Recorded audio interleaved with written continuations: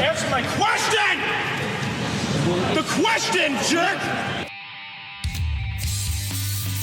Welcome back. It's time for the THN Answer of the Week show, where we pose a question and then you call in or shoot us MP3s with your answers. If you want to call us, it's 402-819-4894, or you can shoot us an MP3 to twoheadednerd@gmail.com. You may be wondering who's talking, nerds. My name is Matt Baum, and sitting across from me virtually is Mr. Joe Patrick. Say hi, Joe. Hello, it's me, Joe Patrick. Better yet, why don't you read this week's question of the week? I'll do it. This week's question was submitted by Jason Sachs via the THN Forums. He writes, recently I watched Disney's The Black Hole. Matt Baum, this is where you stay quiet, because I don't need you to interject for the third time. I refuse. He's just wrong. Which was not a good movie, he says. He's so full of it. But I was kind of thrilled to finally cross it off of my to-be-watched list, where it has been since the movie came out in 1979. Yeah, I'm old. What is a book, TV show, movie, or whatever that you'd been meaning to check out and then finally did after years of thinking about it? And what was your reaction to finally taking in that bit of entertainment? Yeah, I got a good one too, because I didn't have one when we initially read this, and then I read something online. I'll go into mine in a little bit, but I was like, oh man, did it this week. I was like, oh shit, now I get it. Was it ElfQuest? It was ElfQuest. No, but that could be part of my answer. I don't know. I might be digging on some ElfQuest here. I talked to Patrick a little bit, and I'm going to buy some of the trades, and I'm going to read them. I'm a pervert. I'm in. Gross. Sexy elf children. Let's get to our first answer from Mr. Ryan Mount. Hey, this is Ryan Mount, aka Hebrews on the Twitter, calling in for the answer of the week. The thing that I am finally getting caught up on comes from the comic pile, and that is Brian Q. Miller's Batgirl. It's with Stephanie Brown, who I don't have a lot of experience with, other than a little bit in her Robin run. But this was a great series that I just missed out on. I was reading a lot back then, and never been a big DC guy, but I've heard enough people talk of how great this series was, so decided to catch up on it. And I love everything about it, from her place in the Bat family to working with Oracle. It's the best Batgirl series I've ever read. And I like, I hate to say, I know she's working with Barbara Gordon, but I think I like Stephanie Brown better than Barbara Gordon, especially when the new 52 version of Batgirl. So that is what I got caught up on. It's a great series. They just put out 2 new softcover volumes of the entire series, and I highly recommend it. So that's my answer. Talk next week. Yeah, dude. Barbara Gordon is probably my least favorite Batgirl. Yes, I totally agree. Scale of Batgirls, Barbara Gordon's last. That's a and great it's not run. close either. It's not even close. Right. I'm trying to remember who drew it. I thought it was Marcus Toe, but then I thought Marcus Toe was actually drawing a Red Robin. Marcus Toe drew some of it, I think. I can't remember who started. Let me look. Brian Q. Miller. Sorry. Brian Q. Miller. That's Brian with a Y, by the way. Oh, that's right. Brian Q. Miller. Batgirl.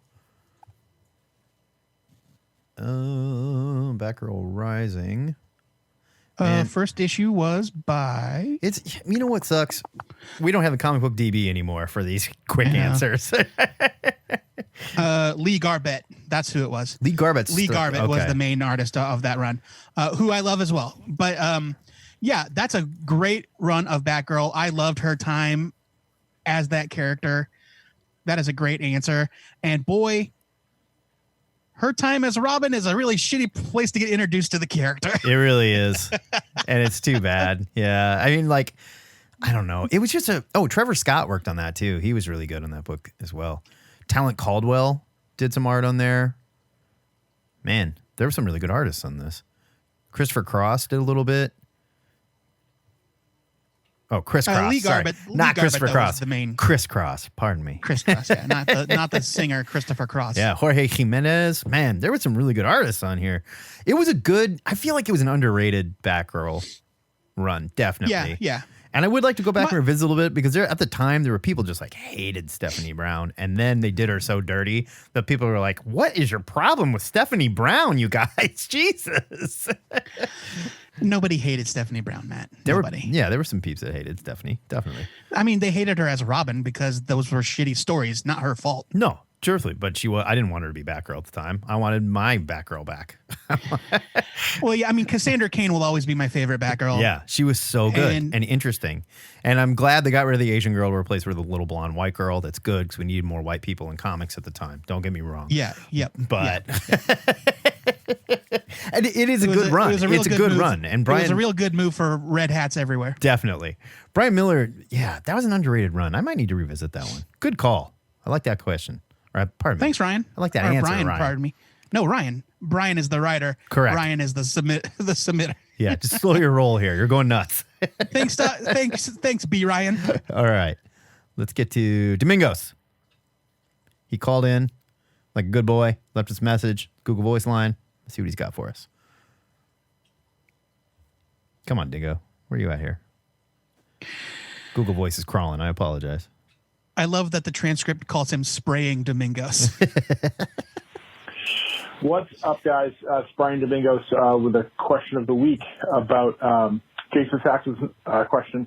I think it's one of those things for me that it's always sort of a double-edged sword of getting something that I always wanted to read and reading it for the first time and kind of thinking it's going to be good and then realizing that it's terribly awful, not good. And two examples. The big example recently as part of my quarantine reading list, I got the recently released Howard Chaykin Blood and Iron Black Hawk collection from DC, this big deluxe hardcover with the miniseries and all these backup stories of Black Hawk. And it's in the 40s, and, Black Hawk used the pilot.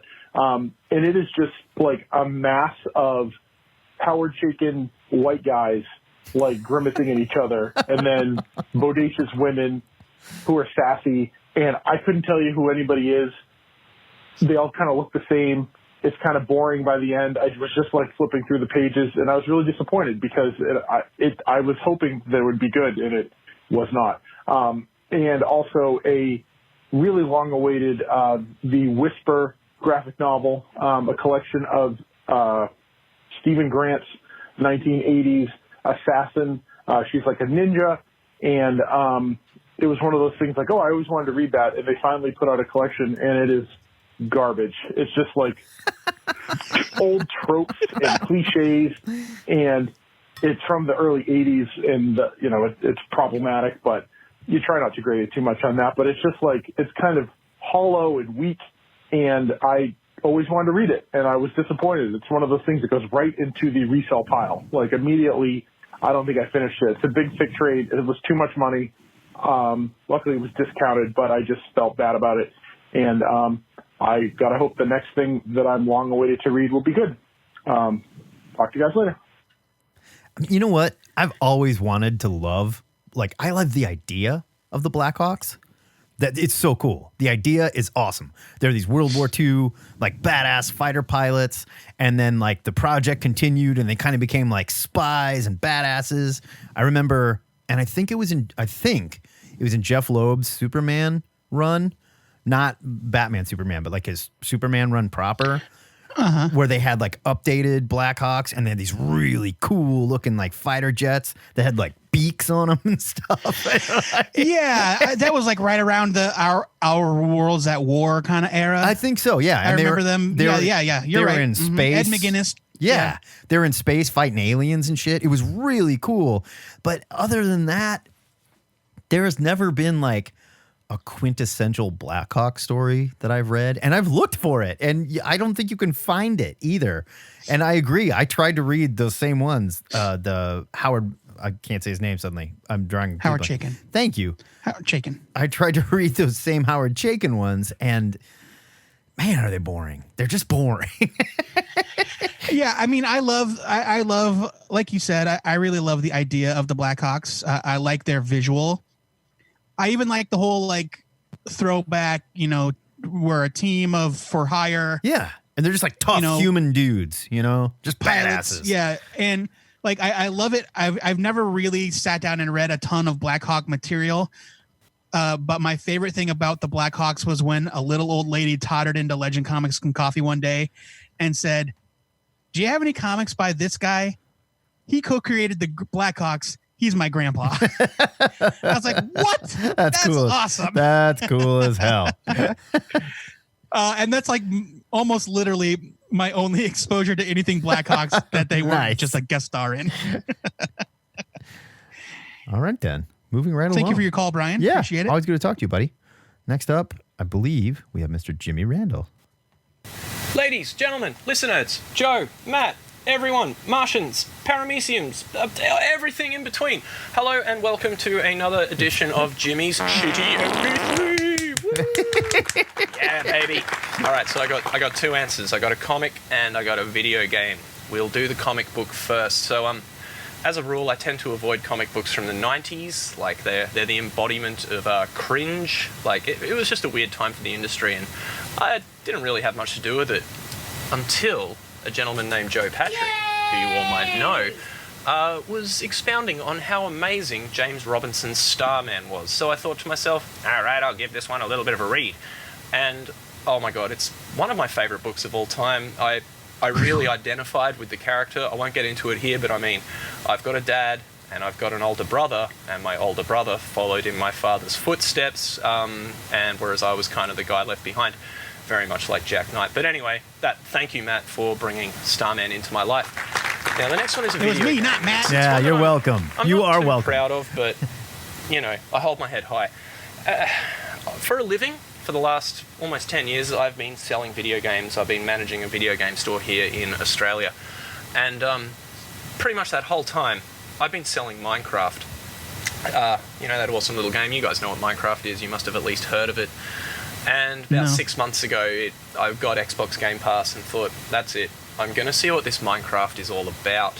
Haven't really looked back. Like, I wouldn't say I'm addicted to it, but it is a really, really fantastic game, very well made, and above all else, it is relaxing. So, like, if I have a bad day, a bad day at work, bad day anywhere, come up to my little bat cave that I've got in my house, and I, turn on some Minecraft, and I put on an episode of Two-Headed Nerd, like to listen to a good podcast while I play.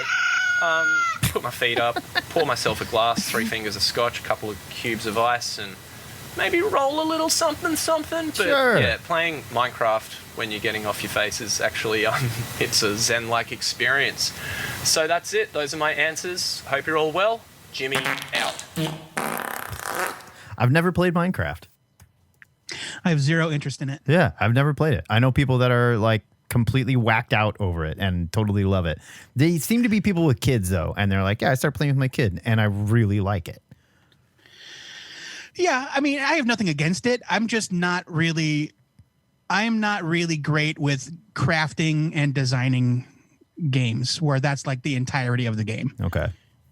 Like, I played Fallout 4, and one of the main components of Fallout 4 is collect materials and build your own base. And I'm like, I don't want to. Well, Fallout 4 was not fun, so don't feel bad about that. I mean, Fallout 4, the rest of the game is fine. It's just a Fallout game. Yeah, it wasn't. Yeah, it's fine. It's a fine game. I don't like crafting in video games. I picked up Animal Crossing New Horizons for my Switch because the hype for it was so high, and it's billed as this like relaxing, just lay back, talk to villagers. Yeah, but like all you do is craft in that game. Yep, there's a lot of crafting and building, and I'm like, I'm not sure. I'm not sure how far into the game I'm gonna get. It's Minecraft light, basically. I mean, Minecraft is like world building, right, on a massive scale. That's not what Animal Crossing is. It's much more casual. No, it's diet Minecraft, basically. But yeah, it's just it's not normally my cup of meat in terms of video gaming. But hey, if you like it, God bless. Sure. I am so glad that he said that he liked Starman. because yeah. I was worried it was going to go the other way. No, it's one of those things that I think, like, come on, if you're gonna get it, you're gonna love it. You know, you're gonna if you're gonna read it, you're gonna love it. It's that good. It's like, I hate 90s comics, but Joe Patrick talked me into reading Starman, and thanks a fucking lot. Speaking of crafting, I am finally playing the Final Fantasy remake, and which a lot of materia moving around and stuff like that. Oh my God, it is so good. It's so good, and I love it. I love it, love it, love it. And I had to remember how to play these dumb games because you get so used to, like, we just got away from that sort of turn-based. It's still turn-based, but it's also very live, where you slow things down to do turn-based stuff. You know what I mean? And I just had to be like, okay, wait a minute. Instead of just running in and trying to murder and do all this cool stuff, they got to switch characters, use the right guy for the thing, pick the right spell, move your materia around for the battle. And I'm like, oh God, I love this. I love this shitty way of fighting. I've been replaying Mass Effect 2 because it's my go-to comfort game. And in fact, I'm going to beat it this afternoon after we're done recording. I'm on the last mission. But that game introduced the idea of mining for minerals. And it is the most tedious, boring shit. Yeah. Where you go from planet to planet, scan the entire surface of the planet, shoot probes at the planet, and collect. And if you don't do it, you can't buy the upgrades that prevent your entire crew from dying in the final mission. So it's forced upon you. And you know what? I wasn't sad that they took it out of the third game, but yeah. All right. Let's move on. Moving right along. This is JD Got to Catch. Morning, nerds. It's JD Got to Catch, calling in with a very stationary answer of the week. Listen to him. We can hear him. him Right now, so things should sound a little bit better. I guess the question is kind of your geeky nerd blind spots that you came around to. I've got a lot of them. I've never seen Breaking Bad. I've never seen Game of Thrones. Haven't quite rectified any of those yet, but the one that I did finally come around to was one that my wife actually introduced me to, and it was hard because we had to wait till it came out on streaming. It was really unavailable for a long time, and that was just in the last year or so. I finally got to see Willow, and I remember when it came out, not like being interested in it, because at that time when I was younger, I wasn't really into the high fantasy.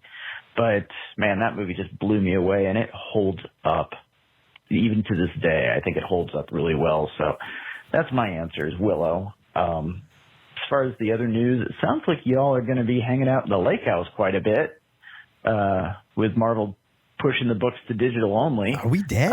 Wait a minute. Are we dead? Obviously, I have somewhat of a bias when it comes to this subject, but I've been kind of, rooting for them to do this kind of move for a long time. And I think while some of the choices for the titles might have been questionable, I think what you guys said in the main show was right, which is that I think this would give these books a chance. Rather than just canceling a book, let's just make it digital. I think if we would have had this move and we would have done this digital first initiative, I think books like Kelly Thompson's West Coast Avengers, or even her Hawkeye book, I think would have lasted a bit longer if they had been doing the digital and then going to trade. So I'm hoping this will be a positive shift going forward, but that's just me. Mikasa, Tsukasa, you guys are all welcome at the lake house. So, but thanks a lot, nerds, and I'll talk to you later. In reverse order, I totally agree with him. And the more I listened to the show after we put it up, because I love the sound of my voice so much, because I'm an egomaniac. And I thought about what we said about how, like, this is shitty. They're doing it in the middle of the series. And it is. It definitely is. But I think going forward, if they say, hey, we recognize that certain characters are not going to sell at the level we want in print. So this is going to be a 6-issue limited series, right? Where we tell a story. We'll see how it does. And if it is successful, it will move on from there digitally, and we'll put out trades of the digital stories. I don't think that's a bad idea at all. And that could be a great place for characters like Hawkeye, like Spider-Woman, like that West Coast Avengers story. You know, that could be a great way for that stuff to carry on going forward. The way they did it this way is kind of sudden and weird. But well, you know, so I have a thought. I have another thought about that. Like, I know we talked about it on the show. It's not ideal no, for the fans of the books that were already in midstream. right. But I think that because of what's going on in the world, that they were kind of in this impossible situation where like they were starting to slowly ramp back up production, and there were going to be stores that had to cut orders. Yeah. And I think they had to make a decision about the reality of those smaller books surviving to the end. No, I mean, and that's you know true. what I mean? That's true. But like, going forward, and so like, I think, yeah, I agree with you. Going forward, they could say, hey, you know what? We've got a new Hawkeye miniseries. sure. Or we've got a new this new Warriors book that they pushed back, this Outlawed spinoff. If they said we're going to do New Warriors digital only, Yeah. or digital first, Or I'd have no problem with that. Again, the first 4 issues are going to be in print. The first storyline we're going to print. And knowing that, and based on the success of that, we will decide, do we go forward with this or not? And if we do, great. It keeps getting printed. If not, it goes to digital after the first storyline, and it lives there for a little bit. And if there's interest, great. It comes out in trade. The fans are getting it. You know, I mean, there's no reason not to do it. And I think it's a good idea. I think it's probably a necessary idea. Yeah. With Also the necessary. state of the comic industry right now. Willow. Now, let's talk Willow for a second. Willow I love Willow. totally rules.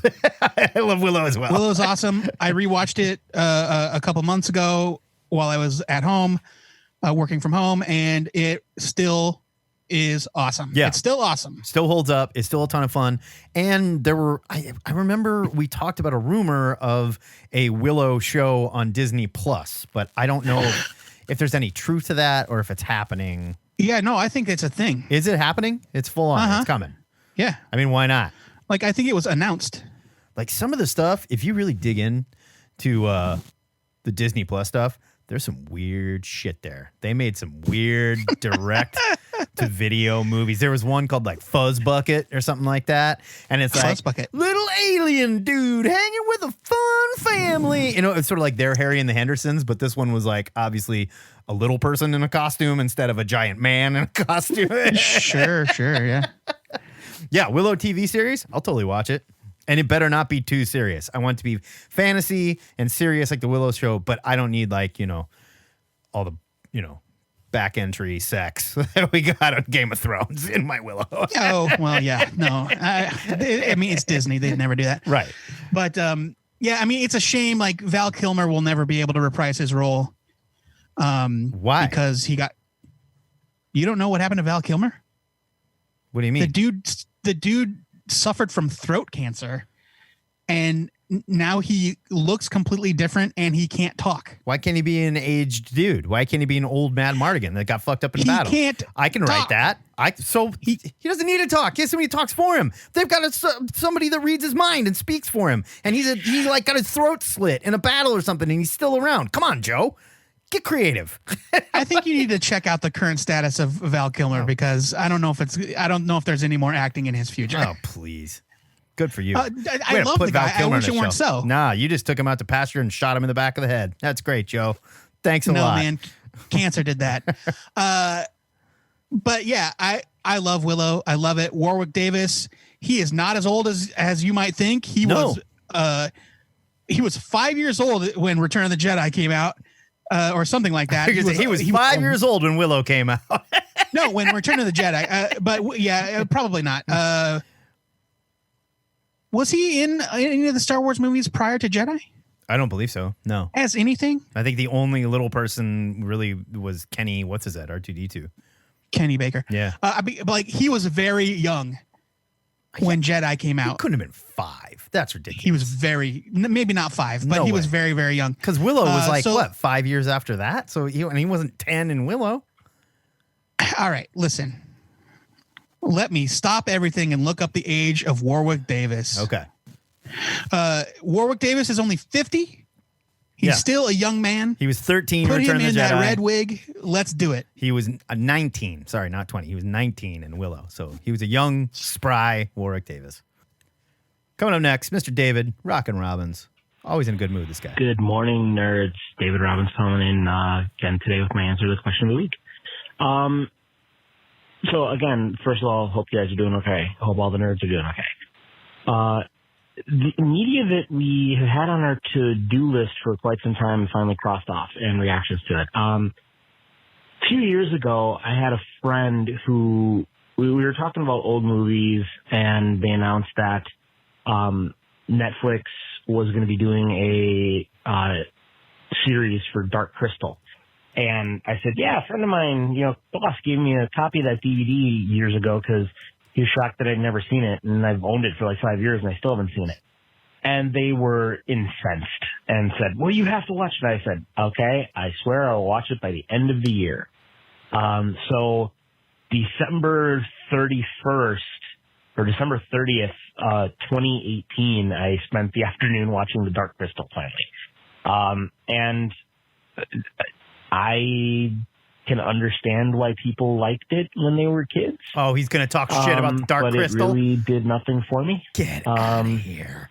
Yeah, it was like creatively, I can see why it was great. The technical aspects of it are great, but I just was uninterested and it was kind of boring to me. Oh, come on. I know that might be a controversial opinion, but so be it. So yeah, Dark Crystal. I'm glad I saw it. Oh God, I'm not listening anymore. I want to cut him off. Yeah, that's it. Hope you guys are doing okay. Talk to you soon. Bye. Robbins, come on, man. The Dark Crystal, get out of here. That movie was beautiful. It was amazing. It was a feat of puppeteering. The story was wonderful. It had a dumb prophecy and everything. The two Gelflings that come together and merge into one sexless, neutral, binary, and it brings like the old gay San Francisco mystics together with the anti-gay Skeksis, and we learn to live together and not judge each other by their gender. Oh, come on, man. It's a beautiful story. David, I hate The Dark Crystal. That's because Joe Patrick doesn't like fantasy. Nope. And he just that's not it. And he has no soul, and it scared him as a kid because he's a coward. I hate The Dark Crystal. I watched it as a kid. I was like, this is gross. These creatures are gross. Even the good guys look gross. You guys are monsters. Yes, I'm talking bad about The Dark Crystal. My wife heard me and is yelling at me from outside the office. Because it's an amazing story. Done by an amazing puppeteer. Jim Henson's crowning work. It's incredible. It is check-in from Mrs. Patrick. Be careful of the cords. The Dark Crystal is one of my favorites. I know. He's totally wrong. He's completely wrong. He's agreeing with you and saying that I'm totally wrong. Yeah. Okay. You people are monsters. Okay. And the new Netflix series was wonderful. It was so friggin' good and well written and fleshed out the world. And oh my God, I won't listen to any more of this. It just doesn't do anything for me. It is a feat of creative genius. I will agree, but I just don't like it. You people are monsters. I'm moving on to Jason's. I'm sweating. I'm so angry. Jen. When they used to always call him Jen. Okay, thank you. I don't know what that was. That was my wife. Still protesting. Still reprimanding me. Still protesting. All right, Jason Sachs is up next. Thank you, David. Hey guys, it's Jason Sachs. So what's an item that I missed and caught, and what did I think of it, basically? I guess I should answer my own question after all. So my answer is community. So obviously, obviously, you don't know this about me. I was a big fan of Community. I thought it was an amazing sitcom back in the early 2000s. Some incredibly clever episodes. But the show kind of drifted off. NBC put it on a weird time schedule, time slot. Wow, I can't talk this morning. The one season was produced by someone other than Dan Harmon, which was a terrible season. Then it came back for a season on NBC, and then it went off on something called Yahoo Screen or something for the final season. So I finally got to see the final season after years of wanting to see it. And I was actually shocked how great it was. There's obviously some major cast changes because it always happens when a show reaches season 6. But Like, it was clever and interesting. And all of a sudden, in the last few episodes, it took this incredibly weird, dark turn, which was like fascinating and incredibly entertaining. And I was just like so overjoyed to finally get to see this show and have it be not disappointing. Wish I could say the same about the latest Rick and Morty Dan Harmon show. Anyway, see you later. Thanks. Bye. Whatever. The latest season of Rick and Morty has been great. Or is he talking about yell at every solar caller? opposites? Is he talking about solar opposites? No, he's talking about Rick and Morty. I've had no problems with this latest Rick and Morty. I will say Community, I'm in the same exact boat he is. Casey and I never watched the last season because it moved to Hulu or Yahoo, whatever. And Yahoo Screen, yep. We started watching it, and it is not bad, but like when you don't have Troy there to do the Troy and Abed thing, and you don't have, I can't remember her name, the black lady. She was so great. Shirley. Now, they did do a really funny thing with Shirley where they showed where she is, and she's on a spin-off show with like this paralyzed lawyer, like a detective. And she's like, it's called The Butcher and the Baker, which is really clever. But it just like, I haven't finished, and maybe it does get really good, but it just felt like it's just missing some of the soul, you know what I mean? And it felt kind of gross. I was like, I want to love this, but it just wasn't getting me, you know? I'll continue to watch it. But he's absolutely right. Community it started off kind of cute and funny, and then it hit genius level, and then they like got mad at Dan Harmon or something and got another director, and there were a couple there was like a season and a half that was meh. It was fine. It was still cute, and they were writing like the way Dan Harmon would probably write, and then he came back, and it was amazing again. And then it like left NBC. So it was really too bad what happened to that show. So, I mean, I am with Jason in thinking that the final season is excellent. I am in the same boat. I had never seen it before. The reason we are all watching it or have watched it is because they've finally added everything to Netflix. And so you can see the whole series. And I binged it actually from the beginning. I had seen the first 5 seasons. And yeah, I remember the time when Dan Harmon left. He had a lot of problems. He's come out and admitted it. And so they replaced him as showrunner for a while. I don't remember. This had to have been after the writer's strike. Yeah, the writer's strike was. Oh yeah, was before that. Yeah. But they did have some like truncated seasons that were not as long because things got so hairy. Well, it was not just that though. It, like ratings dipped, and then there was like a Save Our Show thing, so they brought it back because it was getting canceled. Yeah. Like it almost got canceled twice. But I binged it from the beginning during this quarantine time, and I actually think that the seasons everybody thinks are bad are not nearly as bad as you remember. I'm not saying they're like terrible. They just weren't up to like the genius level that the season before was. They are different. Like, they're definitely different, but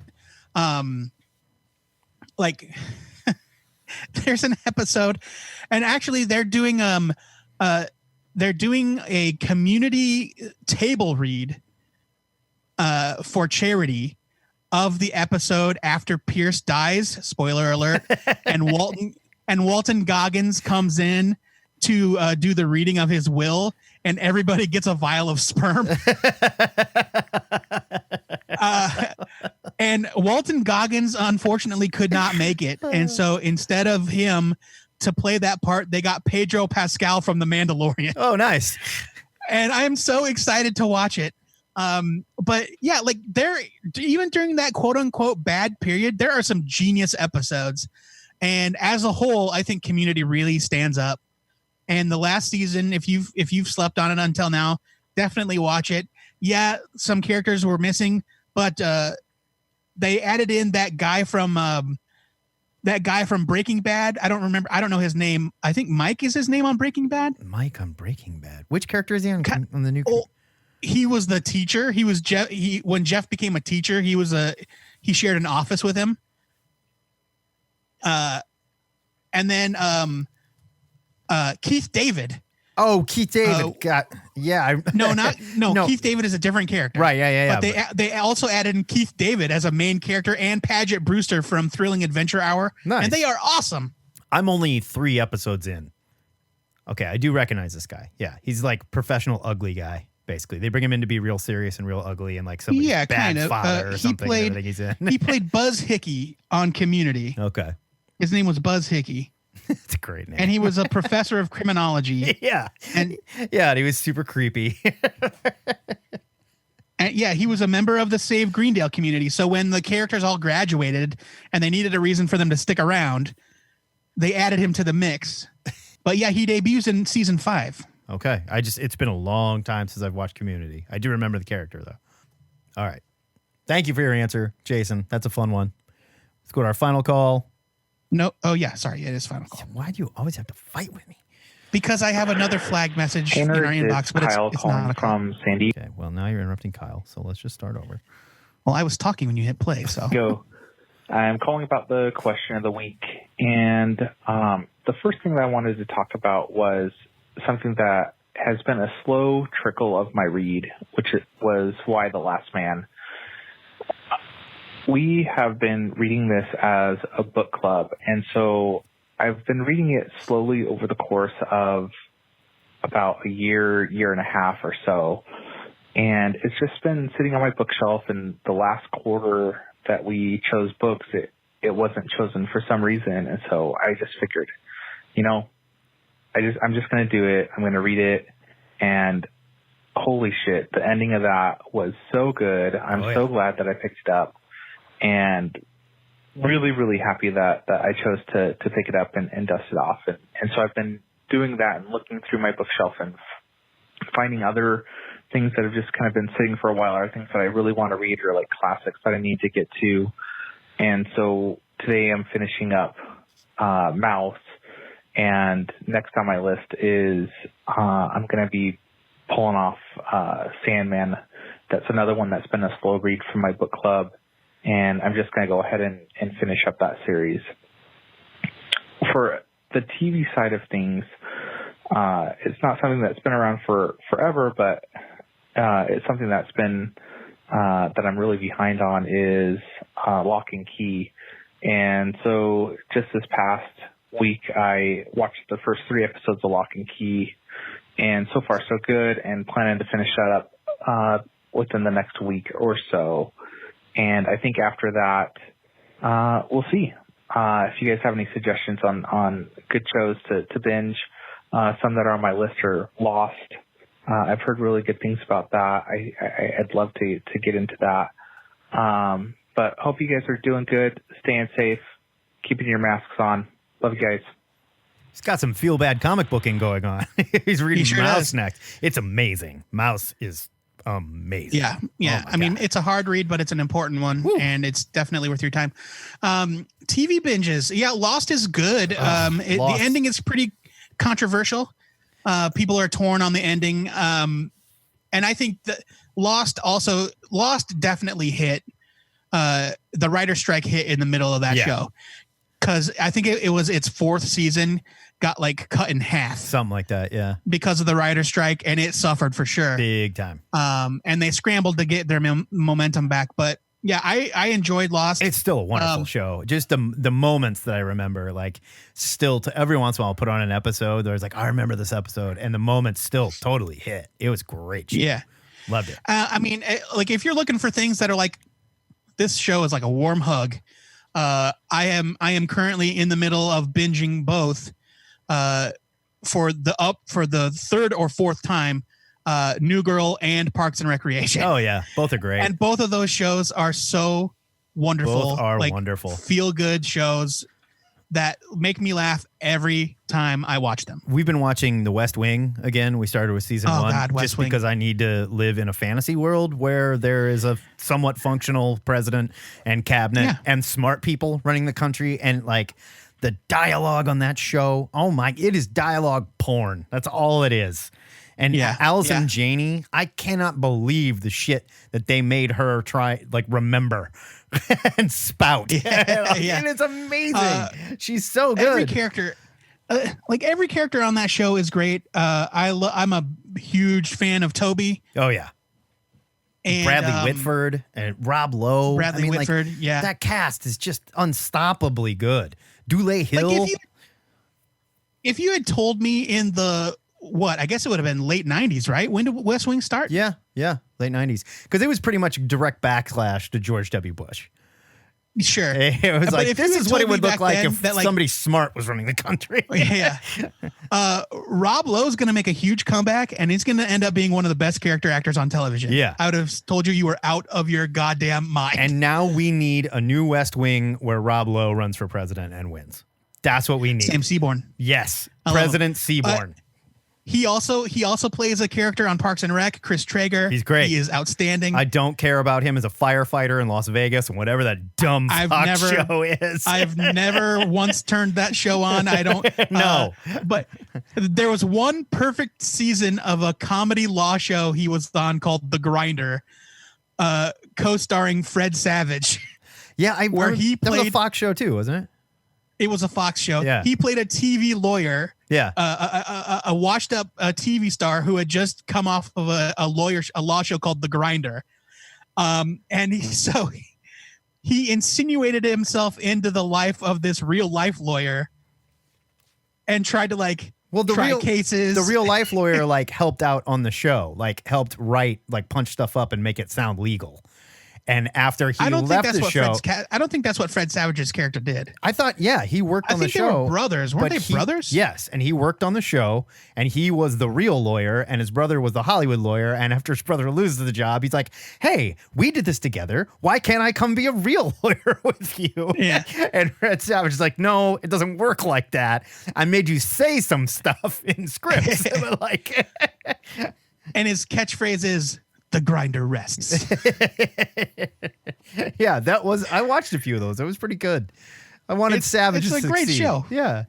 So, okay, everybody had great answers. What are our great answers? We've got to have really good ones. So I have chosen 3, but they're quick. They're quick ones. Okay, that's too many. Pick one. I'm doing 3. I have a comic, a book, and a movie. Okay. My comic, very much in the same vein as Jimmy Randall. My answer is Starman. No surprise. After 4 years of hearing about how that was the greatest comic book on the stands, I picked up issue 50 because it had a metallic foil enhanced cover and it guest starred Starboy from the Legion of Superheroes. And I read that issue and I was immediately hooked.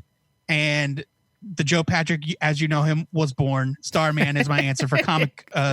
Late coming to comic. Nope. For a comic, I came late to. God. Book series, Harry Potter, man. I know that J.K. Rowling is nobody's favorite person these days. She's got some pretty bad political views. But I borrowed the entire set of Harry Potter novels from our friend Patrick right before the last one came out because I had become a fan of the movies. And I was a delivery driver at the time and I had a lot of downtime. And so I binged all 7 novels in that franchise and I absolutely loved them. They're great. I came to them years late. I listened to the audiobooks that were read by the guy that plays the werewolf in not Sirius Black, but the other werewolf. David Thewlis or whatever. And my God, they're great. They're so good. Yeah. Yeah. They're just, they're really well realized, fantasy young adult books. I love them. Finally, my movie, after years and years and years of hearing about how it's one of the greatest horror films ever made and resisting it because I always thought that I hated horror movies because I was prone to nightmares as a kid. Because you're a coward. As a kid. Just say it. Turns out I'm much better now. The movie I watched was John Carpenter's The Thing, which I borrowed from Matt Baum, who forced me to watch it. Still haven't returned it, I don't think, either. I think I have. I don't think you have. I don't see it on my shelves anywhere. It's such a great movie. It's an amazing film. It's so well done. Oh, yeah. I don't know if I find it scary. It's terrifying. I mean, coming at it 40 years after the fact, I don't really find it scary. I think the effects are still gross. The psychology behind all of it is still a wonderful thriller. Poignant. It's a wonderful mind-bending. God, I love it. Thriller. And it's tremendous. And the ending is probably one of my favorite Hollywood film endings of It's all the time. only way you should end a horror film. A true horror film should end with a kick in the stomach, where you're just like, And again- oh no! And again, Keith David, baby. Yeah, he's fantastic. That guy does no wrong. He is fantastic in it. I had the opposite reaction to Hellraiser, which Matt also loaned me. You're just wrong there. You're totally wrong. But I watched it due to my appearance on a friend of the show, Anthony's podcast. I think it was called Basement on the Hill.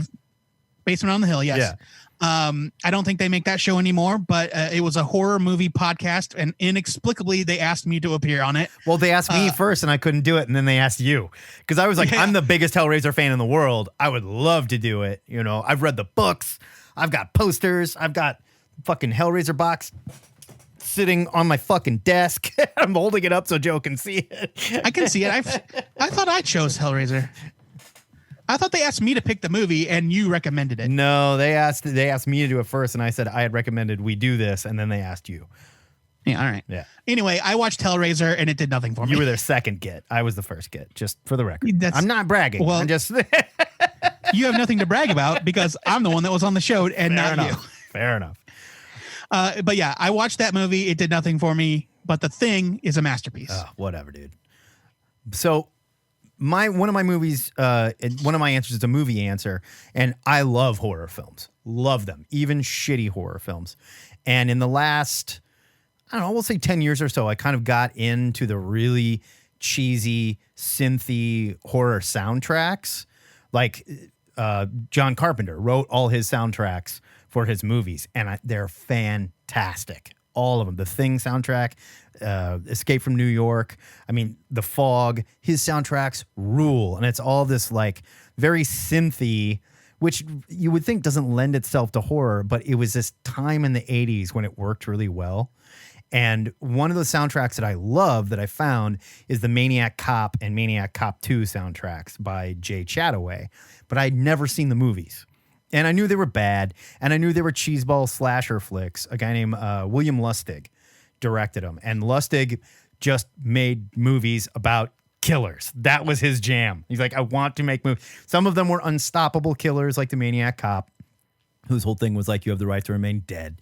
And he was played by Robert Zadar, who is that guy with the jaw from the 80s.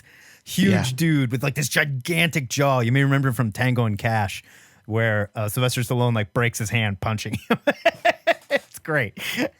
And I finally watched Maniac Cop 1 and 2 after Casey like passed out, you know, while we were watching something else. Those movies are so much fun. Are they good? No, not by any stretch.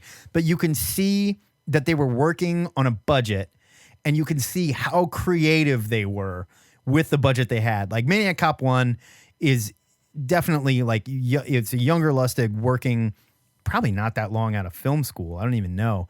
But he put together a really good horror film. The second one is fantastic. The second one is even better because they have more money, more action. They start to use like gore, and it's old school Stan Winston kind of gore where they're like they had a tube of blood pumping out of a guy or something, you know, and it's just fantastic stuff. Maniac Cop 3, garbage. Don't watch it. But 1 and 2, ton of fun. Like Maniac Cop 3 got like more into the almost late 80s, early 90s. And it was just like, all right, we got some cash. We can do some bad effects. We can get this on HBO and Cinemax. It'll be great. Whatever. Comics, I am seriously going to go back and reread some ElfQuest. I want to do it. I talked to Jared about it a little bit. He's like, fuck yeah, man. Super fun fantasy world. You mean Patrick? No, Jared likes it too. Oh. And so I'm like, yeah, I'm going to dig into him. I want to read him. Let's do it. I don't even know who you are anymore. Oh, love it, man. This was a fun one though. Just talking. This is like you being surprised at me caring about basketball. No, this is way different than that because I actually like fantasy and you don't like basketball or sports. I do like basketball. You don't know that because we've never talked about it. It was bizarre, and everyone agreed. It was bizarre. All right, let's set up this new question of the week. Come on. Our new question of the week was submitted by THN's Master of Coin, Lord Stephen Fino, who writes, my university just canceled all in-person classes for the semester. Cons are getting canceled everywhere, and Broadway just got shut down. So in honor of the current pandemic, what is your favorite fictional disease? Fun. It's going to be a fun one. And it doesn't have to be comics. It can be anything. TV, movies. Fictional disease. Yeah, just fictional. Like, okay, but a caveat. I don't want to hear about any actual real life diseases that just happen to be featured in a film or a comic or whatever. Yeah. No, fictional. The disease is fictional, not the place it came from is fictional. Right, exactly. Yeah. Like, I don't want to hear about the Black Plague from Monty Python because the Black Plague was real. The Black Plague from Monty Python. Yeah, bring out your dead. Oh, that wasn't really the whatever. That was just... Yes, it was the Black Plague. All right, whatever. We can do this next week. 402-819-4894 is the number to call and leave us a message. You can shoot us an MP3, two-headednerd@gmail.com. Thank you to everybody that's been digging the show on YouTube and giving us the thumbs up and stars and whatnot on our site. It is good to talk to you guys again, but right now we got to get out of here. This is the Two-Headed Nerd signing off.